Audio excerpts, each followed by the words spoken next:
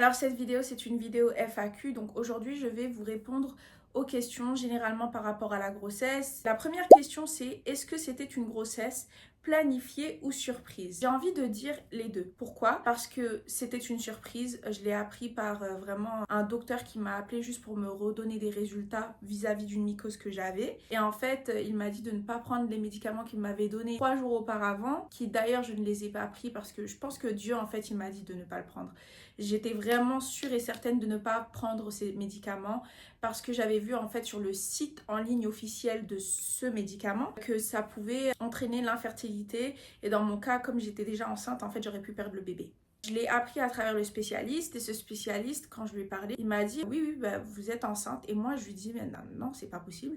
Il me dit si, vous êtes enceinte. Moi et mon mari, on était déjà sur la même longueur d'onde dès le début, mais comme on avait été en abstinence pendant longtemps, et puis à partir du moment où il a fait sa demande, on a décidé de ne plus être en abstinence. C'est là que Dieu, en fait, il nous a bénis. Vous savez qu'un enfant, c'est l'héritage de Dieu. Quand as-tu su que tu étais enceinte? J'ai appris que j'étais enceinte le 14 février. Non, même pas. Je pense que c'était le 11 février. Mais le truc, c'est que on m'a dit que j'étais enceinte.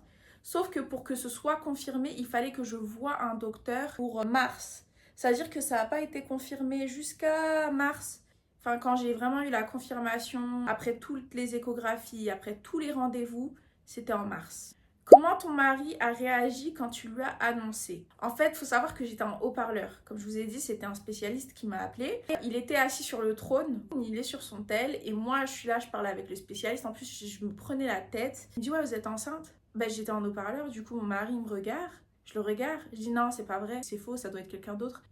Et donc, je regarde mon mari, il sourit, mais moi je me mets à pleurer parce que en fait c'est un mix de waouh, mon Seigneur, tu m'as entendu, j'ai toujours voulu être maman, et en plus c'est avant mon anniversaire de mes 23 ans. Non mais en plus faut savoir que j'ai énormément prié pour cet enfant. J'ai demandé à Dieu pour mes 23 ans d'avoir un enfant. Donc pour moi c'était vraiment wow, non, c'est pas vrai. Il était très content, et jusqu'à l'heure d'aujourd'hui il est très content. Franchement on est très heureux et on l'attend avec impatience. Comment as-tu vécu le premier trimestre? Alors horrible, franchement horrible. Premier trimestre horrible. Si vous voulez voir comment j'ai géré les symptômes, etc., vous pourrez aller regarder la vidéo du premier et du deuxième trimestre qui sera en lien sous cette vidéo ou bien en haut là. Ouais non, franchement le premier trimestre pour moi, en fait il m'a dégoûtée. Et je pense que d'ailleurs, le premier trimestre, j'étais tellement misérable que quand je me mettais sur la cuvette des toilettes en train de juste vomir mes tripes, de vomir tout ce que j'avais en moi, j'ai littéralement dit à Dieu, j'ai dit mais si c'est ça, la grossesse, je n'en veux qu'un. Oui, non, franchement, je cherche pas midi 14h. La souffrance, et d'ailleurs, je pense que la grossesse, même pas que le premier trimestre, m'a donné énormément de respect pour les femmes qui donnent la vie. Je vous jure que, en fait, j'avais déjà un respect pour les femmes, mais traverser et avoir ta propre expérience de grossesse, en fait, tu te rends compte que ça prend énormément de choses, ça prend toute ton énergie, ça prend toutes tes cellules, ça prend tout ce que tu as en toi. C'est-à-dire que, par exemple, ton enfant, pour qu'il ait du calcium, ça va prendre de tes os. Si tu ne manges pas le calcium, tu vas perdre de la masse des os, en gros, pour que ton bébé puisse recevoir ce calcium. C'est fou comment le corps humain, il est designé, il est fait pour pouvoir justement faire grandir un enfant. Et jusqu'à l'heure d'aujourd'hui, je vous jure, parfois il y a des moments où je n'y crois pas. Parce qu'en fait, je me dis, mais comment est-ce que j'ai un enfant qui bouge, et je le sens bouger, il bouge de ouf. Il a des bras, des pieds, il tape, il répond à ma voix. Enfin, il va pas répondre à voix haute, mais il va répondre avec des petits mouvements, etc. Comment il sait que je suis en train de manger? D'ailleurs, il me fait des signes quand il a faim. Mais pour moi, c'est fou. Il n'y a que la création de Dieu, il n'y a que Dieu qui peut vraiment, genre vraiment, je vous jure, c'est juste incroyable. Ça me fait péter les plombs. Carrément, j'ai plus envie d'y penser, mais c'est trop une dinguerie. Qu'est-ce qui a été le plus difficile pour toi jusqu'ici? Pour moi, c'était vraiment l'ajustement au niveau de la nourriture. Parce que je suis quelqu'un qui mange très sainement. Je fais des jus faits maison à base de légumes, à base de fruits. Si vous me suivez sur les réseaux, vous savez. Je mange énormément de légumes, énormément de fruits. Et en fait, dès que je suis tombée enceinte, rien de tout ça. Mon corps ne voulait absolument pas ça. Mon corps voulait que du graisseux. Mais quand je vous dis du graisseux, c'est des burgers, des frites, des trucs frits. Tout ce qui était frit, c'était ce que mon corps voulait. Même quand je mangeais des légumes, je n'y arrivais pas, je vomissais. C'est comme si genre mon corps, il a dit, ouais, non, en fait, oublie tout ça, là, tu veux faire la meuf healthy. Non, non, non, va faire ça autre part. Moi, le fils que tu es en train de grandir, il a besoin de ça. Pourtant, ce ne sont pas les choses que je mangeais qui étaient graisseuses, ce ne sont pas des choses qui sont bonnes pour la santé, enfin, forcément. Hein. Donc, de vrai, je pense que c'était vraiment par rapport à la nourriture. Maintenant, ça va extrêmement mieux. Franchement, je mange comme je veux, je mange super bien. Tous les fruits que je pouvais pas manger pendant le premier trimestre, j'ai pu commencer à les manger pendant le deuxième. Vers la fin du deuxième trimestre, et là, je suis dans mon troisième trimestre, j'ai pu commencer à prendre plaisir de remanger des fruits, de remanger des légumes, des trucs et tout. Donc là, franchement, je mange archi sainement. Ma docteure, elle est super contente du poids que j'ai pris parce qu'en vrai de vrai, vous êtes censé prendre du poids, mais vous êtes censé avoir entre guillemets une limitation, ok? Et donc moi, franchement, je suis au poids recommandé qui est 15 kilos. Voilà, 15 kilos. Je peux monter à 20 kilos. Si vraiment je prends du poids, c'est pas un problème. Mais au-dessus de ça, tu montes 25-30 kilos. Laisse tomber, ils vont s'énerver contre toi. Et c'est parce qu'en fait, pour que toi, quand tu vas donner le lait, etc., tu n'es pas à perdre autant de poids en fait après la grossesse. Et c'est aussi important, il vérifie aussi à combien de poids tu prends parce que ton enfant a besoin de prendre du poids aussi. Il faut savoir que moi pendant le premier trimestre, j'avais pas réussi à prendre du poids. En fait, je perdais que du poids parce qu'en fait les vomissements c'était horrible. C'est que vers la fin du deuxième trimestre que j'ai commencé à prendre du poids. Donc là franchement, je suis presque à 15 kilos. Je suis à 13 kilos exactement. Et franchement, je suis super contente.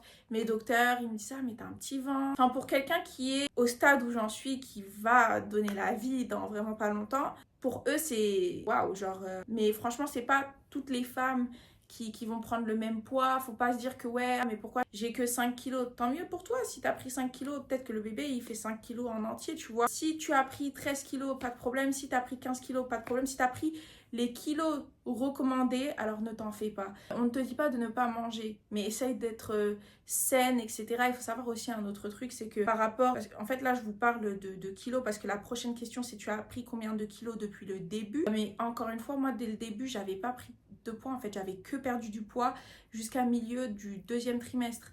C'est-à-dire là, je suis à la fin de mon troisième trimestre et en fait, j'ai tout pris vers la fin du coup. Ouais, vers la fin. Et qu'est-ce que j'allais dire? Faut savoir aussi que le poids que vous allez prendre, après, avec l'allaitement, vous allez fondre. Parce que à l'été, vous perdez entre 350 à 500 calories. Vraiment juste pour allaiter. Donc c'est pour ça que même d'ailleurs, quand vous allaitez, on vous dit de manger fréquemment, de rester hydraté parce que votre corps, c'est comme s'il va courir un marathon, quoi. Est-ce que tu fais du sport ou des exercices pour femmes enceintes? Donc ça revient un petit peu en arrière. Il faut savoir que moi, j'ai fait du sport tout le long de ma grossesse. Jusqu'à là, j'ai vraiment extrêmement réduit parce qu'en fait, ce qui s'est passé, c'est vers la fin du deuxième trimestre, on m'a dit d'arrêter le sport, du pilates. Et moi, je faisais du pilates, j'étais à fond, j'ai dit vas-y, je vais pas chercher midi 14h, j'ai fait mon sport.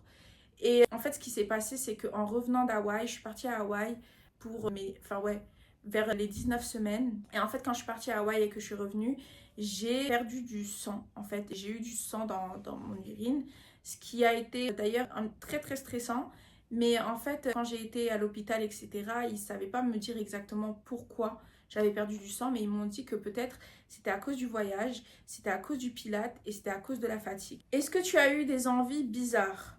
Franchement, je pense que les seules envies bizarres que j'ai eues, c'est pas forcément bizarre, parce que du coup j'ai fait les tests pour vérifier et tout, c'est juste, je voulais absolument que du sucre. Ouais non, franchement, le sucre, c'est que du sucre que je voulais, et j'avais grave une envie d'aller m'acheter, vous avez des cornichons, et dans les cornichons, vous avez les oignons qui sont bien vinaigrés comme ça.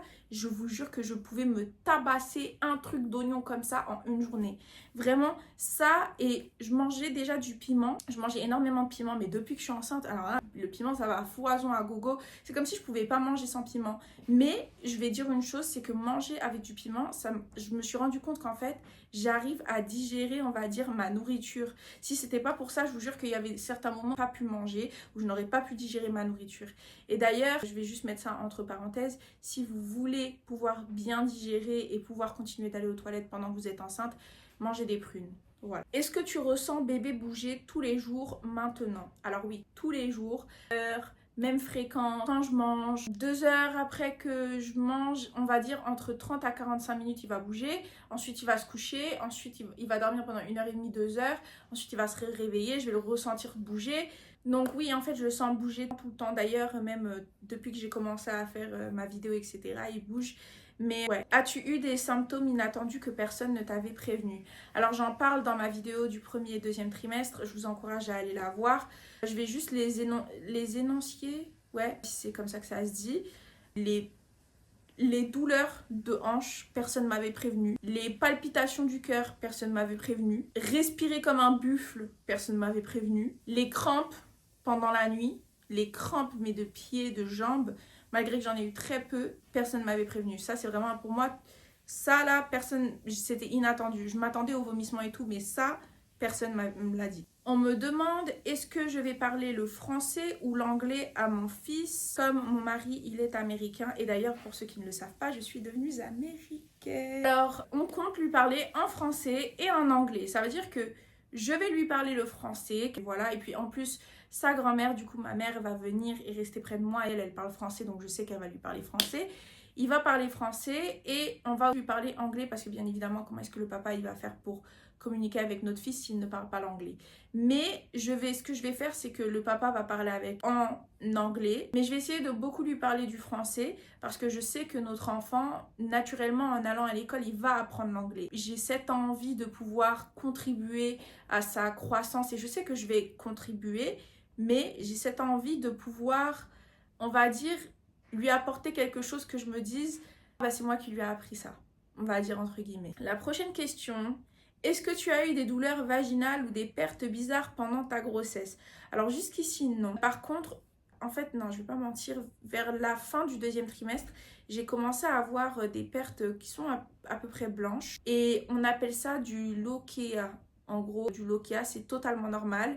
C'est votre vagin qui sécrète cette perte pour protéger justement votre vagin de toute infection. Donc non, franchement, aucune douleur. Les seules choses aussi, il y avait un certain moment, là ça ne m'arrive plus, mais il y avait un certain moment où j'avais vraiment, c'est comme si on prenait une aiguille et on me piquait l'intérieur en fait du vagin. Et on appelle ça lightning scratch, je sais pas comment on dit ça en français. Du coup, ouais, franchement, quand j'avais ces douleurs, c'était horrible, mais ça m'est arrivé très rarement. Ça m'est arrivé peut-être, allez, 4 fois depuis le début de ma grossesse. Et je suis déjà à la fin. Est-ce que tu t'es sentie moins belle ou moins désirée enceinte? Alors non, pas du tout. Je pense qu'en fait, au début, je réalisais pas que j'allais être maman. C'était vraiment ça. Et j'ai l'impression que mon fils, il m'a rajouté de la brillance, quelque chose en plus en fait. Je pourrais pas vous le dire, mais je me trouve belle. La seule chose qui a été un petit peu difficile, c'est la prise de poids parce que je ne suis pas habituée à me voir avec du poids. C'est-à-dire que je le vois dans mon visage, je vois les joues. Et pourtant, quand je parle avec des gens autour de moi, on me dit « Mais t'as pas pris autant de poids comme toi tu le penses. » Mais c'est vrai qu'il faut savoir que dès que vous accouchez, vous perdez entre 10 à 15 kilos. Ouais, 10 à 15 kilos. Rien que ça. Ça veut dire que le poids que vous prenez, parfois c'est la rétention d'eau, parfois c'est des gonflements. Parfois, ça peut être votre sel, si vous mangez trop de sel. Parfois, ça peut être le sucre. En fait, on va dire, on ne sait pas c'est quoi exactement qui fait que vous êtes gonflé. Mais moi, ça va, j'ai pas eu des gonflements de fou. Par contre, la seule chose, c'est que j'ai dû retirer ma bague. Parce qu'en fait, j'ai dû la mettre ici. Parce qu'en fait, mes doigts ont gonflé et ça passe plus. Du coup, voilà. Alors, je suis revenue. En fait, le papa du petit vient d'aller au travail. Mais du coup, alors est-ce que je me suis sentie seule? Oui, il y a eu des moments de solitude. En fait, la grossesse, ça va vous montrer qui est vraiment là pour toi et qui ne l'est pas. Et quand vous êtes enceinte, pour moi, les personnes autour de vous, ils peuvent comprendre que vous portez la vie, etc. Mais elles ne comprennent pas les changements qui viennent avec. Et c'est vraiment un vrai changement hormonal, malgré que j'ai pas été aussi émotionnelle. Franchement, je suis quelqu'un de très émotionnel. Mais les fois où j'ai pleuré pendant que j'étais enceinte, ouais, j'ai pleuré de ouf et tout, hein. Mais j'ai pas autant pleuré, j'ai pas été autant émotionnelle que je pensais que je l'aurais été. Parce que moi, de base, je suis quelqu'un de très sensible. Et en fait, ma grossesse, j'ai cru que ça allait s'amplifier, mais pas pour moi du coup. Mais il y a certaines femmes, ça s'amplifie, hein, c'est vraiment 10 fois pire. Mais j'ai pas eu de baby blues. Mais ça m'arrive que en dehors de la solitude, en fait, je pense au temps que je vais avoir avec mon enfant. Et je me dis, oui, vous allez me dire, ouais, mais ton enfant, t'as tout le temps de passer du temps avec. Mais en fait, j'ai l'impression que le temps passe super vite. Vraiment, en fait, ça me... C'est pas que ça m'effraie, mais c'est que j'ai déjà cette nostalgie de me dire qu'un jour, mon fils va être marié. Et oui, peut-être vous allez me dire, non, mais vas-y, t'es folle. Non, mais non, c'est pas ça. C'est que un enfant, ça grandit vite. Et malgré que oui, il y a un an, et dans un an, t'as 12 mois, et qu'il y a 360 jours, ça passe énormément vite. Enfin, extrêmement vite. Vraiment. Et en fait, j'ai vraiment envie de pouvoir profiter En fait, j'ai envie de pouvoir profiter de chaque accomplissement de mon enfant, de comment il va grandir. Et c'est pour ça que je parlais tout à l'heure de pouvoir lui inculquer et même lui faire l'école à la maison et éventuellement qu'il aille en école publique ou privée, je ne sais pas, mais qu'il puisse aller à l'école. En fait, j'ai cette envie de justement pouvoir utiliser tout le temps qui est à mon escient et tout le temps qui m'est donné, quoi. Est-ce que tu as peur de l'accouchement? Alors non, je n'ai pas peur de l'accouchement. Il faut savoir que j'ai pris des classes d'accouchement et on te parle en fait à travers ta grossesse. D'ailleurs, j'ai les papiers ici. Mais je pense que, en fait, ils nous ont expliqué dans ces classes que l'accouchement, c'est très mental. Et c'est très aussi par rapport à... L'accouchement, c'est aussi par rapport à si vous vous êtes étiré justement les hanches et que vous avez fait certains exercices qui vont vous aider pendant l'accouchement. Parce qu'en fait, tout est dans le mental et le reste est physique, on va dire. 90% c'est mental, 10% c'est dans le physique. C'est vraiment ça. Et moi, je pense que je n'ai pas cette peur dans le sens où je me dis que je fais les choses bien. Je fais du sport, je mange bien, j'étire mes hanches, je fais les exercices pour le bébé. Si je fais du mieux que je peux, pourquoi est-ce que j'aurais peur? Vous voyez? Et avant l'accouchement, là, dans pas longtemps, en plus, je vais commencer à boire de l'eau de gombo, de l'eau avec de l'eau de feuilles de framboise, manger des dattes, parce que vous savez, ça dilate. Voilà, ça dilate, ça aide le cervix, je ne sais pas si c'est comment ça se dit en français. Mais du coup, voilà. Tu veux allaiter ou donner le biberon? Alors, je vais faire les deux. Je vais allaiter et en fait, je vais tirer mon lait et mettre dans des petits sachets et tout ça et garder ça dans le frigo et donner pour que le papa puisse allaiter l'enfant. Je vais avoir des petites poches de lait dans le frigo dans lesquelles je mettrai le lait que j'ai tiré pour que le papa puisse justement donner à manger à l'enfant. Si moi, en fait, je suis trop fatiguée d'allaiter ou quoi que ce soit et je compte avoir du stock, vraiment, je compte faire tout pour avoir la meilleure alimentation et hydratation pour que je puisse produire assez de lait et congeler et pour que mon enfant, en fait, il puisse être rassasié et que je ne sois pas aussi fatiguée. Est-ce que ton entourage t'a jugé ou fait des commentaires déplacés?